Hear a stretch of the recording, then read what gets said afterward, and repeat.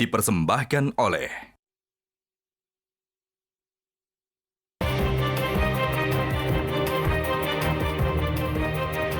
pemirsa. Belakangan bandul politik makin bergerak aktif ke sana kemari menjajaki koalisi. Pasca P3 merapat ke PD Perjuangan untuk mendukung Capres Ganjar Pranowo, ada 3 partai yang tampak lincah saling bertemu demi membentuk kekuatan baru. Golkar, Gerindra, PKB. Mereka tak segan memikat Partai Demokrat dari koalisi perubahan untuk melompat ke dalam arus baru. Kerumitan mencari teman koalisi yang solid tak lepas dari faktor cawapres. Partai besar yang tidak memiliki figur capres kuat kini bersaing untuk berebut kursi cawapres. Meski sering mengaku kompak, setiap partai harus siap didepak atau mendepak jika kepentingannya tidak saling bertemu. Inilah kontroversi selengkapnya jajaki koalisi demi ambisi. Bersama saya, Zilvia Iskandar.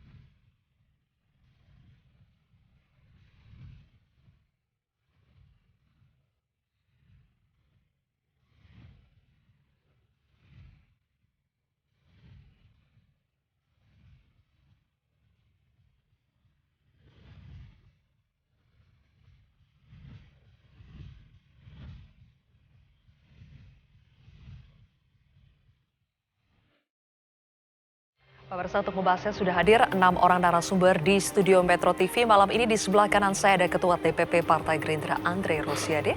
Berikutnya juru bicara Partai Demokrat Herzaki Mahendra Putra. Selanjutnya Wakil Ketua Umum Partai Golkar Ahmad Doli Kurnia Tanjung. Di sebelah kiri saya ada Ketua DPP PD Perjuangan Ahmad Basara, Wakil Ketua Umum PKB Jazilul Fawait, dan Direktur Eksekutif Indikator Politik Indonesia Burhanuddin Muhtadi. Selamat malam Bapak-Bapak. Terima kasih sudah hadir di kontroversi malam ini. Makin seru. Bang Doli, setelah P3 mendukung Ganjar, Golkar tuh kayaknya sibuk banget ini kesana kemari. Apakah itu artinya Golkar sudah siap meninggalkan KIB dan bergabung dengan KIR? Sibuknya udah dari 2 tahun yang lalu. Kan kita kan seperti yang saya katakan, Pak Erlangga itu ketua umum partai politik yang paling sering ketemu dan ditemui oleh semua elit atau pimpinan partai politik. Dan itu sudah dikerjakan 2 tahun yang lalu. Bahkan kemudian hasil dari silaturahim itu yang kemudian memunculkan ide terbentuknya koalisi yang pertama dengan Koalisi Indonesia Bersatu itu. Nah, kemudian yang kedua, Koalisi Indonesia Bersatu itu kan juga mempunyai rencana aktivitas atau program yang dikerjakan. Nah, ada yang kita sebut sebagai chapter-chapter gitu. Nah, kita bicara tentang chapter pasangan capres dan cawapres itu di akhir. Nah, sebelumnya dari awal kita sudah menyusun ya tentang apa narasi atau konsepsi Indonesia yang mau dibangun ke depan setidaknya 5 tahun. Kemudian setelah itu kita lakukan uji publik. Nah, ini berjalan. Sekarang sudah di chapter mana nih? Nah, ini menjelang chapter yang terakhir itu. Sudah menjelang chapter yang terakhir? Ya, makanya penentuan semakin intensif karena setiap partai politik atau sudah ada beberapa partai politik yang sudah menyatakan punya calon presiden. Akhirnya artinya kan tinggal menunggu siapa calon presiden berikutnya dan kemudian pasti akan masuk kepada pembicaraan wakil presiden. Ini baik. Kan yang sekarang sedang kita alami situasi. Kembali ke pertanyaan saya, apakah berarti Golkar sudah siap meninggalkan KIB atau mungkin sudah meninggalkan sebetulnya dan bergabung dengan KIR? Untuk membantu menjawab itu, saya putarkan terlebih dahulu pernyataan dari Ketua Umum Golkar Erlangga Hartarto. Kita berdua berbicara koalisi besar. Dan koalisi besar itu membutuhkan koalisi inti. Dan koalisi inti itulah yang hari ini kita duduk bersama, di mana koalisi inti ini antara Golkar dan Partai Kebangkitan Bangsa. Bang Doli, apalagi itu inti dari koalisi besar? Koalisi besarnya yang mana? Intinya dari yang mana? Nggak, makanya saya nggak paham kenapa dulu saya di sini, Pak Jazilul di sana. Karena belum jelas kawan lawannya siapa. Nah, jadi Enggak, Bang. Ini segitiga. Saya membantu menjelaskan, ya kan, bahwa sebenarnya gini, memang ide koalisi besar itu kan pertama kali ditujukan oleh Pak Erlangga pada saat mengunjungi Nasdem. Nah, sebetulnya ide itu dimunculkan, kita berpikir bahwa untuk mengurusi Indonesia yang sebesar ini, ya, memang dibutuhkan kekuatan politik yang bersinergi lebih besar, gitu. Jadi kalau memang dimungkinkan sejak awal sebelum pemilu itu kemudian terbentuk koalisi yang relatif lebih besar. Pertama tentu narasi yang dibangun itu akan tambah kaya karena makin banyak orang yang ikut terdiskusi di dalamnya gitu. Yang kedua, kemungkinan untuk menang kan makin besar kalau misalnya kekuatannya makin banyak kira-kira. Tapi makin gitu. ribet kan nentuin cawapresnya? Ya memang harus ribet untuk mencari pemimpin di Indonesia ini karena kan mengurusin 270 juta orang. Nah, jadi sebetulnya, nah kemudian kan waktu itu disambut juga, makanya ada pertemuan berikutnya 5 partai politik ya, dihadiri oleh Pak Jokowi. Nah, kemudian kan ini terus berproses. Ya. Kemudian orang juga membuat spekulasi, kemudian akan terjadi gabungan antara koalisi Indonesia Bersatu dengan koalisi Kebangkitan Indonesia Raya. Nah, ini kan juga terus berjalan. Jadi belum jelas koalisi besarnya itu siapa, Bang Doli? Satu, waktu itu dinyatakan sekalipun P3 kemudian sudah menyatakan calon ke PD presidennya, Perjuangan, tapi kan ketiga partai politik menyatakan masih solid dan ada. Oke. Kemudian Pak Erlangga juga bertemu dengan Pak Prabowo, ketemu juga dengan Pak Caimin gitu kan. Nah, ini kan ada opportunity untuk menggabung koalisi besar itu. Nah, kemarin itu Tunggu, yang mau digabungkan siapa? KIB dengan KIR? Sekarang kan balik begini, lagi ke pertanyaan saya. Buat Golkar yang sebagai partai terbuka, kita siap saja siapa yang mau bisa diajak kerjasama. Nah, dan ini kan kemudian juga berjalan. Kalau ada yang nyambut, ya, kita follow up. Gitu ya. Jadi sangat terbuka saja. Oke, untuk membantu menjawabnya ini sudah ada inti nih dari koalisi besar. Di sini ada PKB kan, Golkar dengan PKB. Dijelaskan Bang Jazilul, inti dari koalisi besar itu apa dan kenapa anggotanya hanya PKB dan Golkar? Gerindranya mana? Jadi gagasan koalisi besar itu kan muncul ketika di Rumah PAN ya. Dan saya sudah sampaikan bahwa formula dari koalisi besar itu belum tersusun secara rapi. Nah, kemarin kira-kira ini Pak Erlangga menyampaikan salah satu formatnya dengan menggunakan kata inti. Meskipun sesungguhnya kami dengan Gerindra itu sudah membangun kontrak kerjasama politik yang sudah setahun lebih. Dan dan di situ formulanya sudah jelas. Bahwa bakal calon presiden dan bakal calon wakil presiden ditentukan oleh Pak Prabowo dan Gus Muhaimin. Jadi ketika ada tambahan, tapi di diktum keempat di situ terbuka bahwa koalisi ini terbuka bergabungnya partai-partai yang lain. Nah, kemudian kalau ada partai yang lain bergabung mau disebut koalisi besar, koalisi jumbo, koalisi apa, itu sekedar penamaan saja. Bahwa kerjasama politik Gerindra dengan PKB membutuhkan langkah-langkah. Nah, terus langkah-langkah inilah yang kenapa dibutuhkan inti? Kenapa dibutuhkan inti dari koalisi besar? Supaya dinamikanya lebih bagus. Ada yang tidak bagus sekarang? Dinamikanya lagi tidak bagus. Dinamikanya bagus dan kemudian melahirkan gagasan-gagasan yang besar.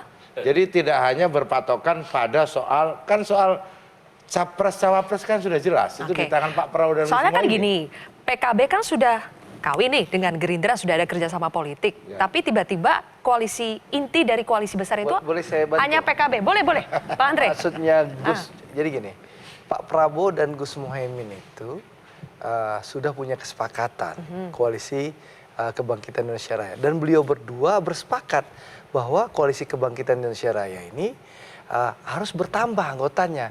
Karena kami PKB dan Gerindra percaya bahwa membangun Indonesia ini harus dilakukan secara bersama-sama dengan semangat gotong royong. Untuk itulah Gus Muhaimin dan PKB mengambil langkah untuk terus berkeliling. Mengajak Golkar? Ya, mengajak Golkar dan lain. Pak Prabowo juga terus berkeliling mengajak yang lain.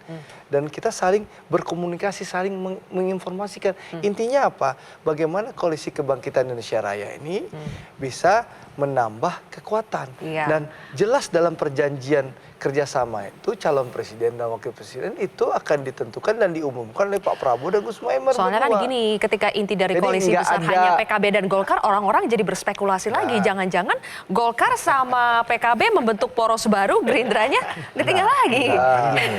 Gini kan ini dua-dua Gerindra dan PKB sudah punya koalisi KIR. Golkar sudah punya KIB dengan PAN dan P3. Oke. Nah kalau kita bicara dengan koalisi besar, ini kan harus ada yang Perwakilan masing-masing koalisi. ya, yang kemudian mendekatkan secara intensif. Jadi kayaknya jembatan. Nah Oke. ini yang Itu dibangun maksudnya, oleh Zilfi. Jembatan Golkar lah dan ya, PKB, baik. kira-kira gitu. Oke, supaya lebih sebentar. intensif. Zilfi semangat banget ingin memecah-mecah itu gimana? Bukan memecah-mecah, itu? justru ingin mempertemukan. Golkar dan PKB menemui Demokrat, diajak gabung. Mas Zaky, sebelum dijawab kita simak dulu pernyataan berikut ini. Memang salah satu agenda saya adalah upaya mempengaruhi partai-partai, termasuk rencana saya mempengaruhi Mas Ahaye. Tapi setelah ketemu, ternyata imannya kuat di sana. Mas Zaky, mempengaruhi apa sih? Yang dimaksud mempengaruhi? Ya, kalau bicara mempengaruhi lebih kepada konteks sebenarnya dinamika saja ini. Ini kan pertemuan antara sahabat lama. Memang Caimin tuh hampir setiap lebaran selalu datang ke Pak SBY, Sowan. Kan beliau kan pernah jadi menterinya Pak SBY dulu gitu. Jadi bagaimanapun kan ini bagi kami tradisi yang sangat baik. Jadi meskipun saat ini kita berbeda jalan, satu di dalam pemerintahan, satu di luar pemerintahan, tapi komunikasi terus dijalin, ini satu. Yang kedua kan juga ada nih beliau kan, beliau juga sebagai saksi. Diajak gitu. gabung sama PKB. Komunikasi lah kita. Demokrat diajak gabung PKB, Komunikasi Golkar, lah. Gerindra. Komunikasi. Kemarin poinnya adalah begini, kita ingin bagaimana meskipun kita saat ini berbeda langkah, tetapi kita ini punya banyak kesamaan pandangan. Tadi dengan teman-teman PKB maupun juga dengan teman-teman Golkar waktu pertemuan minggu lalu itu. Kita ingin agar pemilu nanti bisa berjalan kondusif, demokratis, bebas dari intervensi, bebas dari intimidasi, dan bebas dari kecurangan. Karena bagaimanapun kan ya memang saat ini kita harus saling bertemu gitu. Antar partai ini karena memang bicara mengenai pilpres dan pileg, ya elemen utamanya parpol gitu. Tapi kalau misalnya pihak lain yang sibuk bertemu, bukan parpol kan menjadi lucu dan pertanyaan besar gitu. Jadi Mas Ahaye itu kuat digoda, kuat imannya atas godaan apa Mas Zaky? Kan Caimin juga menyampaikan, ayo kita gabung gitu kan. Saat ini kan kalau misalnya Caimin ada di KKIR gitu. Nah, saya belum tahu nih koalisi besar, karena kemarin KKIR kan gitu. Bersama Gerindra ya kan. Kemudian yang kedua kami saat ini ada di koalisi perubahan. Ya diskusi bagaimana potensi untuk bisa bersama. Jadi sejauh ini masih mendukung Capres Anies?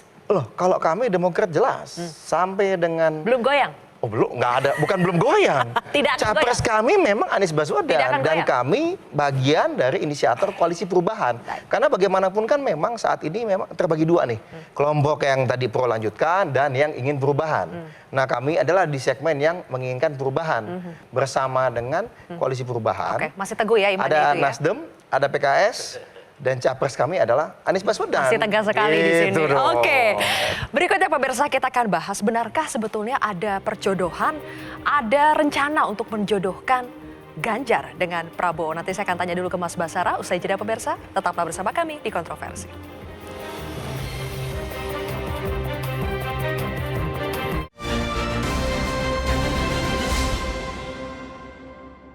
Dipersembahkan oleh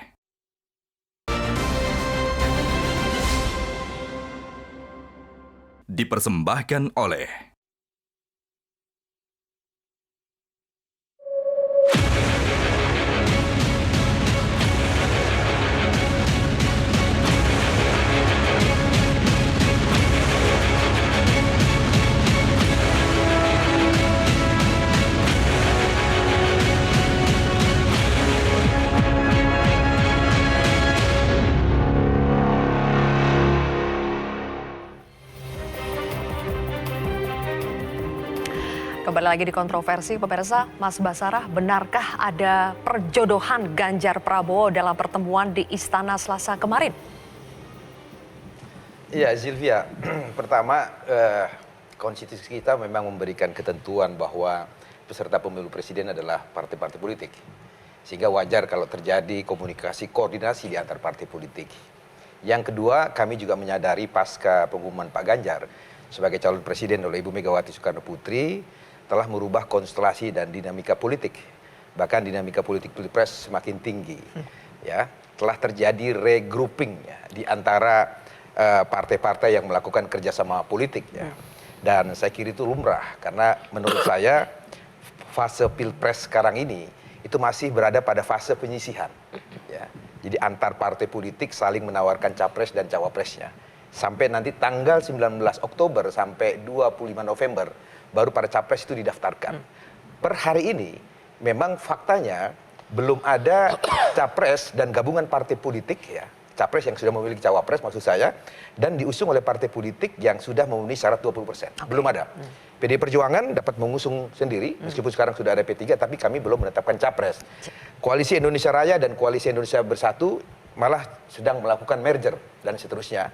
Kemudian Koalisi Perubahan sudah ada capresnya, partai politiknya bertiga sudah ada tapi belum ada cawapresnya. Jadi dengan demikian belum ada blok kerjasama politik Pilpres yang definitif. Gitu. Sehingga oleh karena itu sampai tanggal 19 Oktober pada saat KPU membuka pendaftaran pasangan calon presiden dan calon wakil presiden, saya kira semua kemungkinan politik itu selalu ada. Termasuk Ganjar Prabowo? Politik is an art possibility. Politik adalah seni dari mengelola termasuk duet Ganjar Prabowo? Secara Prabowo politik Ganjar. kemungkinan Atau itu Prabowo selalu Ganjar. ada ya. Tetapi secara politik, fakta politik hari ini, yang pasti Ibu Mega sudah menetapkan Pak Ganjar sebagai calon presiden. Dan itu kalau istilah sekjen saya, Pak Hasto, meski matahari terbit dari barat pun, Pak Ganjar tidak akan dirubah posisi sebagai cawapres. Di sisi lain Pak Prabowo juga sudah mendeklar bahwa partainya tetap mengusung sebagai calon presiden. Tidak mungkin pasangan capres-capres. Jadi dua Gitu kan? matahari tidak bisa disatukan? Tetapi sekali lagi politik itu sangat dinamis. Situasi politik hari ini sangat cair. Semua kemungkinan politik itu akan selalu ada. Oke. Mas Basarah masih bilang semua kemungkinan masih ada. Saya langsung tanya ke Bang Andre. Prabowo jelas menolak perjodohan itu? Pak Prabowo dan Bu Mega hubungannya seperti kakak dan adik. Beliau punya hubungan yang sangat baik. Nah, bicara kontestasi Pilpres 2024, Rapimnas Partai Gerindra sudah memutuskan 12 Agustus 2022 Pak Prabowo sebagai calon presiden. Besoknya 13 Agustus kami berdua Partai Gerindra dan PKB mentandatangani piagam kerjasama bahwasannya Gerindra dan PKB membangun koalisi dan sekali lagi keputusan presiden dan wakil presiden diputuskan secara bersama-sama oleh Pak Prabowo dan Gus Muhaimin. Jadi kalau seandainya akan ada tambahan kekuatan, mau PDI Perjuangan kah, Golkar kah, yang bergabung bersama kami tentu akan diputuskan oleh Pak Prabowo dan Gus Muhaimin siapa yang akan kita calonkan.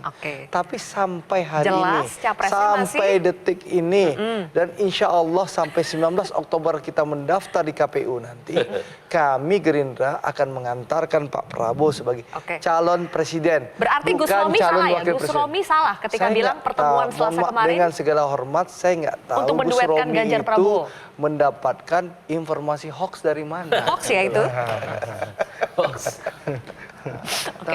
Mas Burhan, dalam sepekan ini intensif sekali ya pergerakan politik. Apa yang Anda baca di balik pertemuan demi pertemuan? Ada pertemuan di Istana, kemudian ini PKB, Golkar, Demokrat, Gerindra. Ada apa Mas Burhan?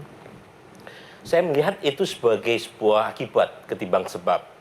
Akibat dari dua hal. Yang pertama adalah akibat sistem kepartian kita yang kurang dibumbui oleh perbedaan ideologis. Jadi studi saya ada 9 variabel ideologis, hanya satu yang membedakan satu partai dengan partai lain, yaitu soal isu agama. Nah yang lain itu kurang lebih mirip. Nah ketika mirip, maka insentif untuk membentuk koalisi itu bukan didasarkan pada perubahan atau perbedaan ideologis, tapi pada capres-cawapresnya. Itulah insentif koalisi paling besar. Dan karenanya interaksi antar partai itu lebih diwarnai oleh sentimen office seeking. Jadi mana yang paling memberi insentif untuk menempatkan kader atau tokohnya sebagai capres dan cawapres, itulah yang membuat pergerakan koalisi antar partai akan terjadi. Itu yang pertama. Yang kedua adalah presidential threshold.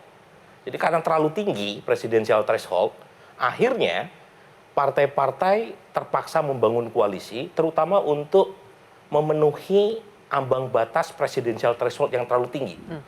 Terjadilah kawin paksa politik yang pada dasarnya itu tidak ada chemistry, tapi lebih pada upaya untuk menyodorkan tokoh atau elitnya sebagai capres atau cawapres. Jadi dua itu yang paling utama. Oke. Nah, yang lain saya kira trivial saja. Tetapi yang paling utama itu. Nah, sepanjang tidak ada perubahan terkait dengan satu sistem kepartean dan penurunan presidential threshold, kita akan terus menyaksikan semacam ini. Ya, karena nanti ujungnya adalah apakah partai mendapatkan capres atau cawapres. Kalau misalnya tidak dapat, power sharing apa yang dimungkinkan bagi sebuah partai untuk mendapatkan kompensasi kalau tokohnya bukan capres atau cawapres. Berarti sekarang faktor penentu supaya pergerakan politik ini menemukan titik temunya adalah cawapres. Cawapres dan potensi menang. Karena power sharing bukan hanya ditentukan pada proses pemilu. Power sharing justru ditentukan setelah pemilu. Nah, pertanyaannya, dari 3 capres yang muncul, mana yang dianggap punya potensi untuk menang? Karena kalau misalnya mendukung calon presiden yang kalah, meskipun ada insentif cawapres sekalipun, itu juga tidak cukup kuat untuk tadi menjadi sarana untuk bergaining position, ya, bergaining power. Oke, Mas Zaky, saya ingin tanya ke Anda, ketika Demokrat melihat Presiden mengumpulkan 6 ketua umum partai politik di istana, memang dibungkus dengan acara halal bihalal, silaturahmi, kemudian membahas persoalan ekonomi. Tapi saya baca itu sempat mengkritik, kenapa harus di istana dan kenapa Presiden seolah terlibat politik praktis? Kenapa Demokrat menilai seperti itu? Ya begini Sylvia, kita tahu bahwa bagaimanapun istana kan untuk semua. Ya kan? Harapan kita adalah apa yang dibicarakan dan dibahas di istana itu adalah buat kepentingan bersama. Kepentingan besar ini gitu. Tetapi yang kita cermati kemarin itu silaturahmi, kalau katakanlah isinya koalisi pemerintah nih, partai-partai semua koalisi pemerintah yang datang diundang, bagaimana kita mengawal pemerintahan, bagi kami itu meskipun ada elemen partai politik sah-sah saja, karena ini bicara mengenai situasi saat ini sampai dengan 2024, pandangan kami itu. Nah, tetapi pada saat kita mencermati, sepertinya tidak gitu, apalagi Pak Jokowi tegas-tegas tuh bicara, ya mohon maaf katanya, yang teman kita yang satu ini kan sudah tidak bersama lagi katanya.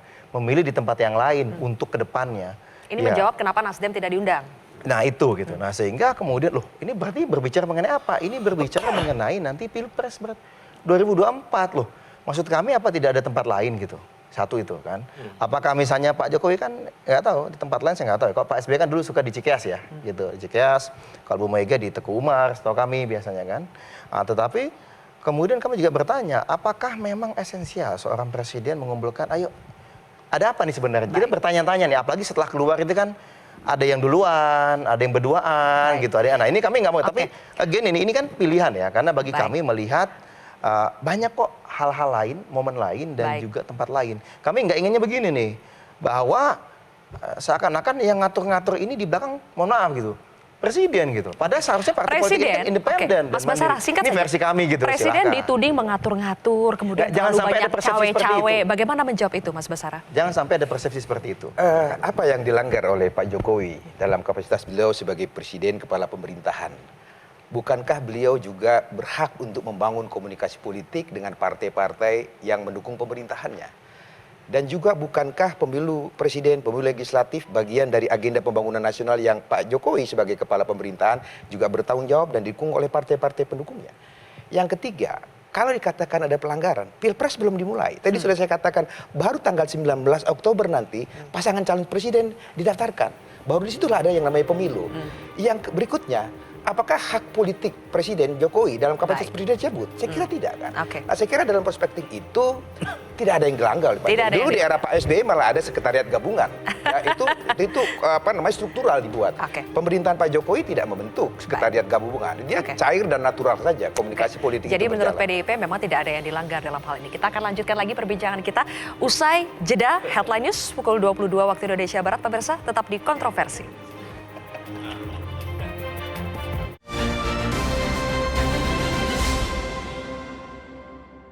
Dipersembahkan oleh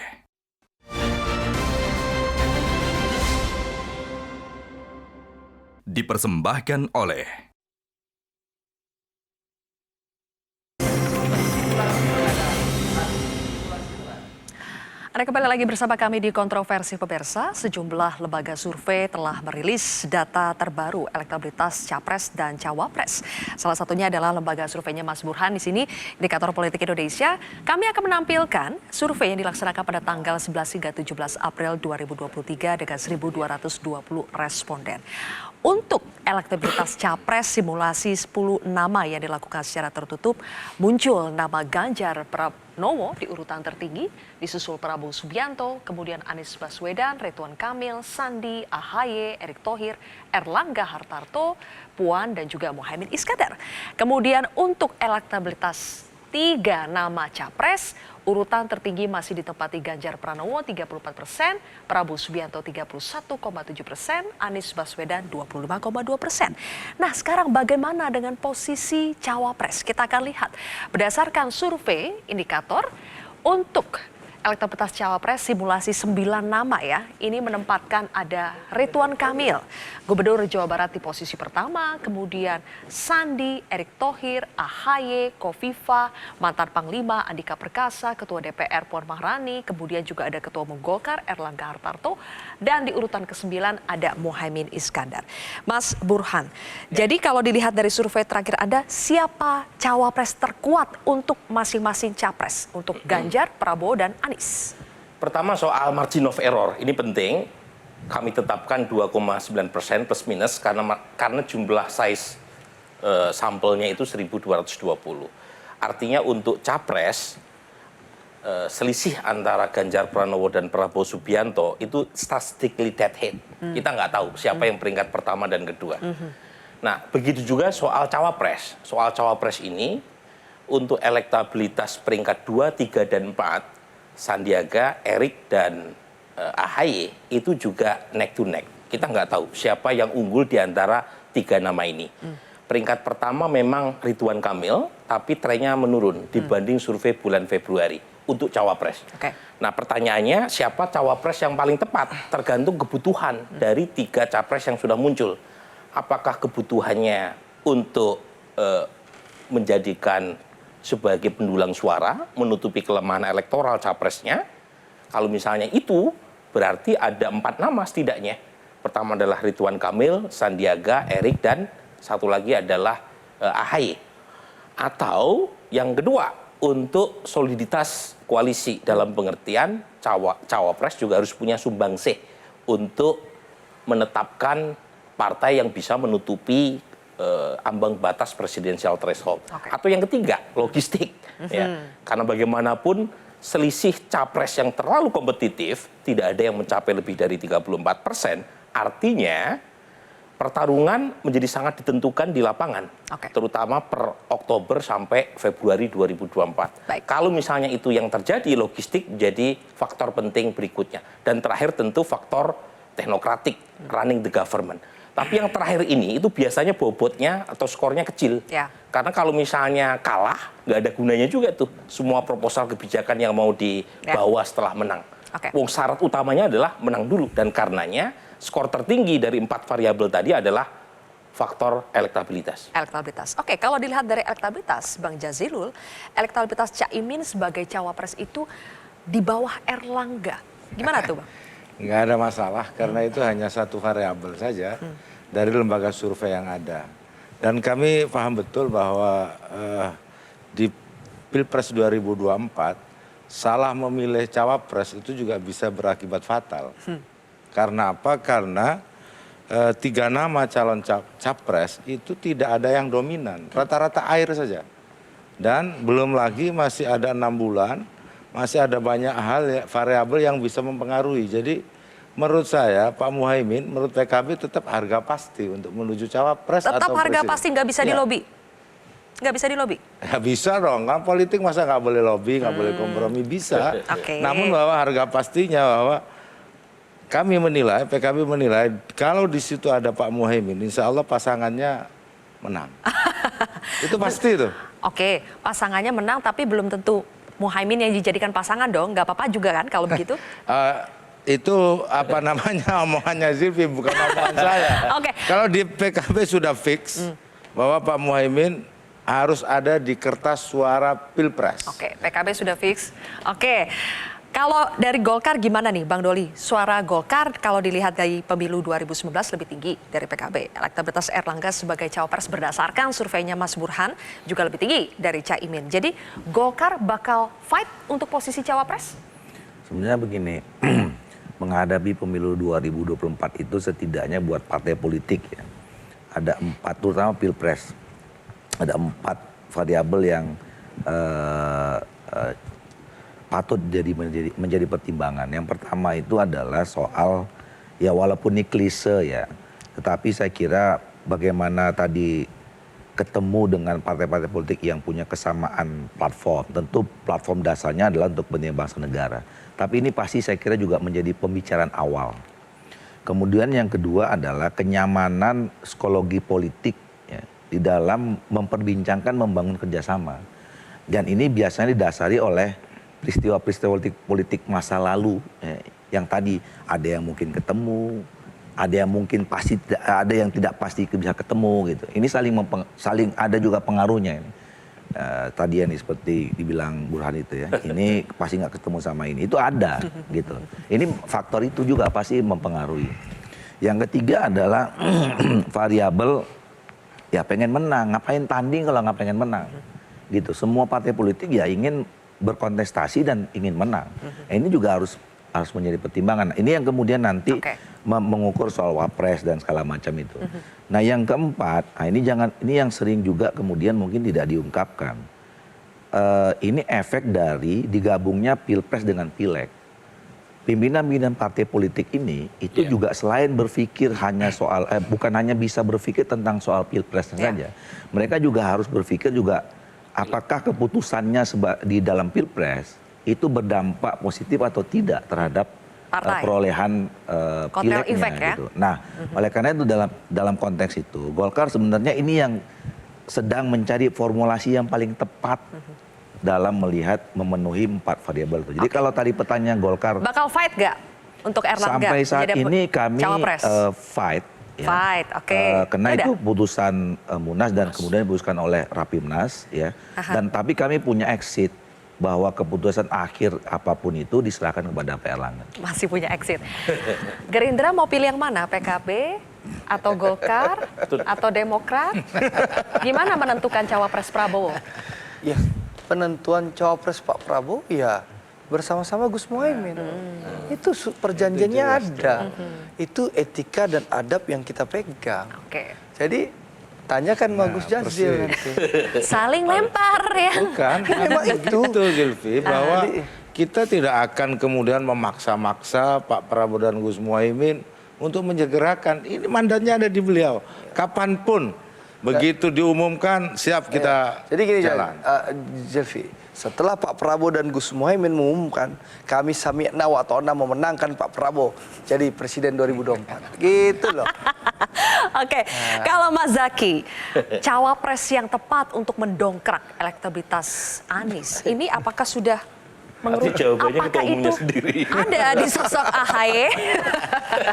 AHY masuk 4 besar loh. Enggak, ini kalau Bang Burhan yang ditanya, dia jawabnya pasti Mas AHY gitu. Kan? Karena satu-satunya dari nama-nama tadi yang angle-nya, yang semangatnya, platformnya jelas-jelas perubahan, ya emang hanya Mas AHY. Yang lain kan orang bisa bilang all president man katanya, atau woman kan di begitu. Di 4 besar tadi ya? Ya, dari 4 besar tadi kan siapa coba? Misalnya Ridwan Kamil. Erick Thohir, Sandi. Nah, itu kan jelas-jelas semuanya kan 2 menteri. 1 kan gubernur di Jawa Timur dan Jawa Barat. Mohon maaf, Jawa Barat dan kemudian bagian dari Golkar gitu. Udah jelas-jelas mendukung presiden. Berarti kan masa kita bicara koalisi perubahan, ya kan? Figurnya capresnya adalah tokoh perubahan, tapi cawapresnya kok bagian dari status quo. Ini kan nggak nyambung. Nanti akan dibilang apa add value-nya atau diferensiasi dari koalisi perubahan ini. Nah, konsistensi itu kan perlu. Tetapi lagi-lagi ada dua hal yang mesti kita sama-sama cermati. Pertama, di koalisi perubahan sudah ada kesepakatan mengenai 5 kriteria. Satu bicara mengenai elektabilitas, yang kedua mengenai bisa kontribusi terhadap koalisi, ketiga adalah pengalaman dalam kepemimpinan, keempat adalah chemistry satu sama lain. Jadi nggak boleh nih bertolak belakang dengan capresnya. Karena capres sudah harga mati nih gitu. Yang kelima jelas semangat perubahan gitu. Nah, itu hal yang mesti digarisbawahi. Yang kedua adalah Kenapa Bang Andre? Kalau mendengar 5 ini, 5 yang disampaikan Herzaki, saya harus fair. Anies Baswedan harus ambil AHY. waduh, makasih Bang. Ini luar biasa. Dapat endorsement dari Gerindra. Endorsementnya Gerindra. Kalau Saya berdasarkan bukan 5 kriteria, nah masalahnya sayang kan bukan koalisi masalahnya nih. komitmen nggak yang lain itu loh, dengan 5 kriteria. Itu yang harus diperjuangkan Herzaki. Ada hal kedua yang penting adalah Mungkin apa? Hovifah mau dipertimbangkan. Nggak tahu ke Prabowo, mereka ke lah. Prabowo gitu ya. Nah, hal yang kedua adalah kami Demokrat ya, Mas Ahy sudah tegas dan jelas. Kami prinsipnya mengutamakan rakyat. People first. Dalam konteks apa? Pada saat kita keliling-keliling ke berbagai daerah, inginnya perubahan. Nah, perubahan itu apa? Ayo bentuk dong koalisi perubahan. Jangan sampai nggak jadi. Kita berbulan-bulan itu. Kemudian muncul, lalu siapa tokoh perubahan? Kemudian muncul ternyata paling mengkristal itu adalah sosok Mas Anies Baswedan. Jadi mohon maaf, meskipun memang ada aspirasi yang sangat kuat dari kader, anggota dewan, eksekutifnya kami, para pengurus seluruh Indonesia, menginginkan bahwa ini kalau mau dukung capres, Mas Ahy itu harus menjadi 01 atau 02. Ada aspirasi yang kuat itu, tetapi Mas Ahy dengan sikap kenegarawanannya bilang nggak bisa. Masyarakat maunya perubahan. Koalisi perubahan harus terbentuk dan capresnya harus Anies Baswedan. Jadi kami tanda tangan itu piagam, kami dukung Mas Anies dan kami serahkan kepada Mas Anies. Mas Anies silahkan Anda pilih. Siapapun yang Anda pilih, pasangan yang bisa membawa kemenangan. Itu udah tuntas, udah tuntas. Jadi silakan. Ini menarik ini. Tunggu Mas Anies. Berkeliling melihat arus perubahan. Tapi yang kita lihat, mau Burhan atau siapapun lembaga surveinya, kita harus rasional dan objektif bahwa tingkat kepuasan masyarakat pemerintah itu udah 76, bahkan LSI kemarin 82%. Itu menunjukkan apa? Bahwa masyarakat puas dan ingin melanjutkan pemerintahan. Bahkan di survei LSI yang kemarin dirilis oleh Jaya Dihanan itu terlihat bahwa tokoh yang dianggap mampu melanjutkan pemerintah Pak Jokowi itu namanya Prabowo Subianto. Terbaik. Tapi ini nih. Itu approval ratingnya dong. Memang benar kita bicara approval rating ya. Sehingga kita harus fair, jangan sampai. Jadi masyarakat melihat bahwa ingin melanjutkan pemerintahan Pak Jokowi gitu loh. Ada perbedaan antara masyarakat Indonesia dengan sumbernya. Jadi salah nih lembaga survei. Bukan salah. Burhan ngeprank. Enggak salah, tetapi begini Bang, mesti dilihat. Nanti Burhan ngeprank dong. Karakter masyarakat misalnya approval rating dipakai di Amerika. Itu mereka to the point. Kalau mereka suka, tidak suka. Kalau orang Indonesia, bukan masalah metodologi. Nah, kalau orang Indonesia? Kalau Indonesia itu cenderungnya apa? Cenderung pemaaf. Ya udahlah mau selesai. Kita nggak enak. Mikul dhuwur mendem jero. Itu kan kuat sekali di Indonesia. Begini. Nah, kalau Bang, belum selesai Bang. Tetapi kalau kita do not carry your feeling. Oke. Nah, tetapi kita mesti cermati juga bukan hanya approval rating secara personal, karena Pak Jokowi emang approval ratingnya bagus gitu lihat. Dulu juga surveinya tinggi sekali.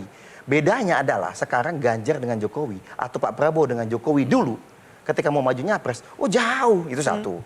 Yang kedua, pada saat kita bicara kepuasan, ya kita beda-beda aja. Gitu bidang ekonomi loh, kok begini? Bidang hukum kok begini? Kita bingung. Approval rating secara individu Pak Jokowi itu tinggi, tetapi begitu bicara mengenai per bidang, kok rendah ya? Malah banyak turun gitu loh. Macam-macam. Maksud saya gini, jadi sehingga kita harus jeda ini? Ya, sehingga bahwa tadi masih banyak aspirasi kok. Ini bahaya ya, metodologi Burhan dipertanyakan. Bukan pertanyaan. Boleh nanti kita minta tanggapan dari Mas Burhan. Ini tidak mempertanyakan metodologi. Metodologi itu dan juga tanggapan dari Mas Basara ya. Ini adalah analisa dan approval rating bacaan. Presiden dari PDI Perjuangan dan juga nanti kita akan bicara cawapres dari PDI Perjuangan siapa. Kita akan bahas sesaat lagi pemirsa.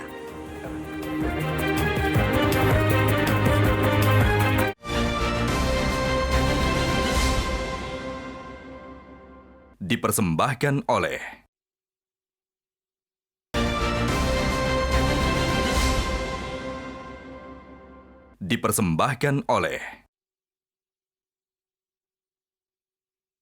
Ini kereta saya ini udah banyak yang mau naik loh. Jadi ya tunggu aja lagi. Banyak kok, saya udah punya di sini berapa tuh? 10 apa sopir aku yo. Iya nanti kan mengerucut sendiri, tapi oleh pikiran saya.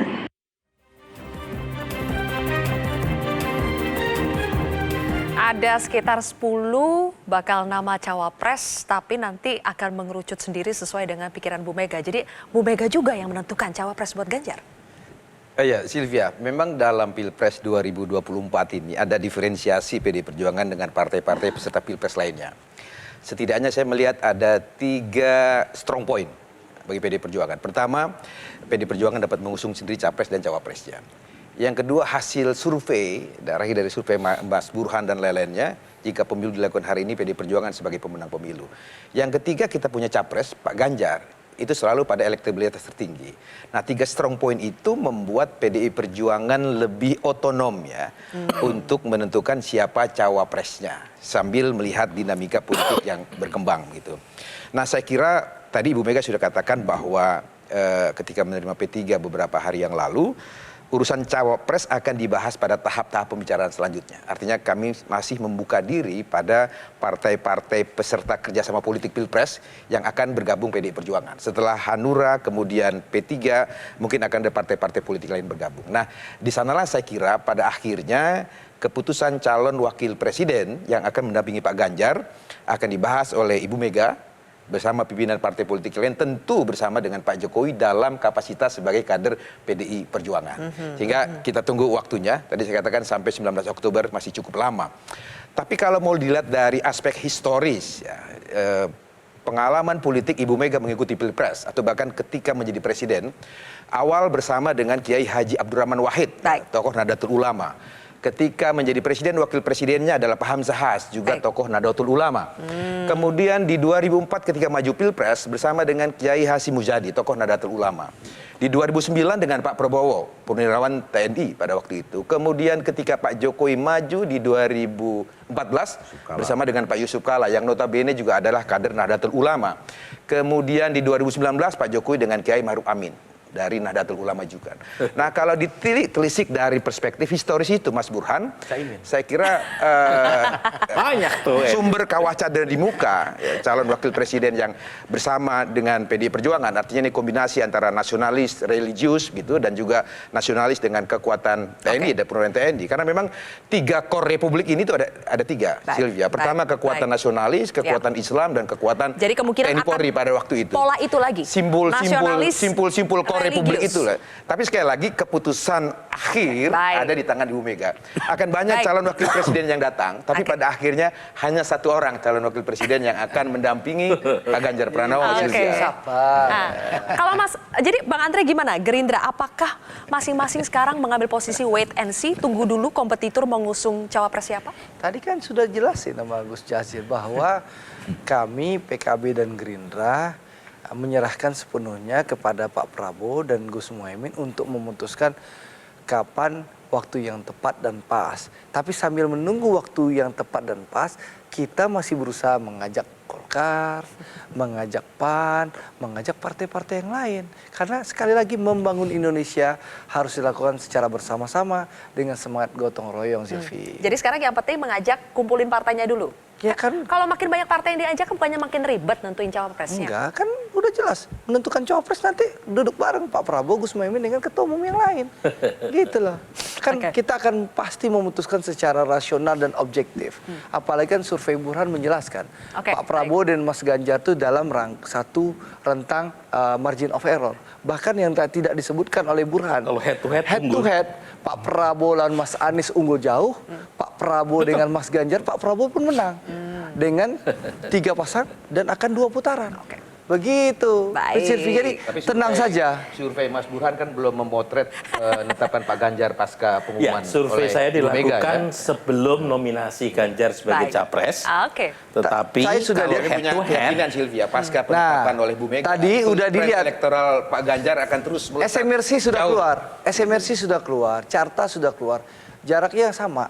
dalam rentang margin of error juga Pak Prabowo dan Mas Ganjar. Oke, baik. Sebenarnya sih yang paling krusial itu head to head ya. Head to head. Karena tidak ada capres dalam simulasi 3 nama yang dapat 50% plus 1.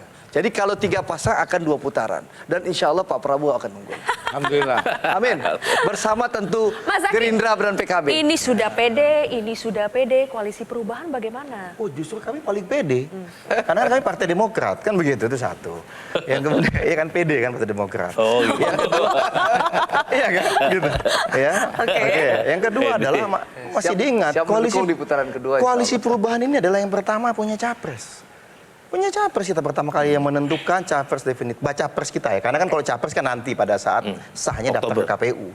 Tapi kamilah pertama yang punya capres namanya Anies Baswedan. Baik. Gitu loh. Laga ini yang jadi kok bicara pede. Jadi kalau yang pertama menentukan akan urutan pertama juga nanti? Jadi pemenang dalam juga konteks atau gimana? begini, berarti dalam perjalanan ini pada saat yang lain masih bingung-bingung siapa capresnya atau nanti kami sudah jelas itu satu. Baik, oke. Yang kedua kami juga udah bicara mengenai strategi pemenangan dalam konteks adu gagasannya seperti apa, perubahan itu seperti apa, itu sudah kami diskusikan. Baik. Dalam kelompok-kelompok kecil pada saat Mas Ahaye keliling-keliling ke daerah, ternyata kuat sekali aspirasi itu gitu. Bahkan menariknya begini, pada saat di Solo, Baik, Mas. di Solo, di Sragen, Mas Zaky. iya kan? Salah ini berarti. Iya. Milenial ngomongnya bicara Kita bagi, nih waktunya antara Bang Doli dengan Bang Jazilul bicaranya ya. Tapi kita perubahan sudah itu, tenang. ya kan? Ini pokoknya aspirasi, pokoknya jualan aspirasi ya. Bang di Doli, lapangan. masih wait and see, tunggu kompetitor dulu menentukan cawapres, baru nanti Golkar akan merapat ke koalisi yang mana? Ini suasananya masih dinamis. Dalam situasi dinamis itu segala kemungkinan masih bisa terjadi. Ya, nah Golkar dan Pak Erlangga sekarang sedang merajut kemungkinan-kemungkinan untuk merajut kemungkinan-kemungkinan itu untuk menjadi satu yang pasti. Nah, jadi kalau orang sekarang mengatakan sudah pasti 3 poros, kalau dari suasana yang dinamis belum tentu. Belum tentu. Bisa ini kode-kode 2, terus dari minggu lalu nih. Enggak, bisa 2, bisa 4. Bisa 4. Bisa 4. Gua bisa 4. Gitu. Bisa 4, jangan-jangan ini inti dari koalisi besar. PKB dengan Intinya Golkar. koalisi. Inti dari koalisi. Gimana Bang Kalau Jazilul? kita kan sudah jelas formulanya. Dari awal, di antara koalisi yang paling jelas formula untuk menentukan siapa capres dan siapa cawapres itu kerjasama politik Gerindra PKB. Mau dibikin lama boleh, silahkan Pak Prabowo dan Gus Muhaimin boleh. Mau dipercepat juga boleh. Kita semua akan jalan. Namun kita melihat yang lain juga mengalami kerumitan. Oke. Dan Ngapain kita buru-buru? ngapain kita buru-buru? Dan perlu dicatat di tahun 2019 itu last minute kayak Ma'ruf Last masuk minute, menjadi Ini pertanyaan cawapres. saya terakhir untuk Mas Burhan, 30 detik. Lebih baik buru-buru, lebih baik menentukan cawapres atau nanti di last minute? Kalau melihat konstelasi yang terjadi sekarang, sepertinya menunggu pihak lawan untuk melangkahkan bidak caturnya itu lebih menguntungkan ketimbang buru-buru mengambil keputusan. Karena kalau misalnya buru-buru mengambil keputusan, Baik. cawapres yang sudah ditetapkan akan diantisipasi oleh pihak lawan Baik. dan dicari titik lemahnya. Baik. Jadi, yang terjadi kemudian saling menunggu. Oke, Dan wait and sampai see kapan? terus. Benar ya, keputusan Bu Mega untuk sabar dan sabar. Oke, kami akan sabar terus menunggu. Kita sama-sama menunggu. Ojo ke susu. Terima kasih Bapak-bapak sudah ada di kontroversi pada malam hari ini. Pemirsa, demikianlah akhir dari kontroversi. Saya Zilvia Iskara pamit undur diri. Sampai jumpa. Tetap sabar ya.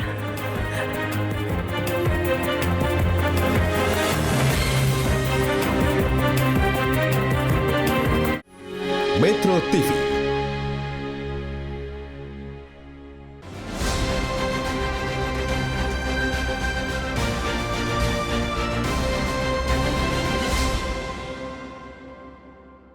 Dipersembahkan oleh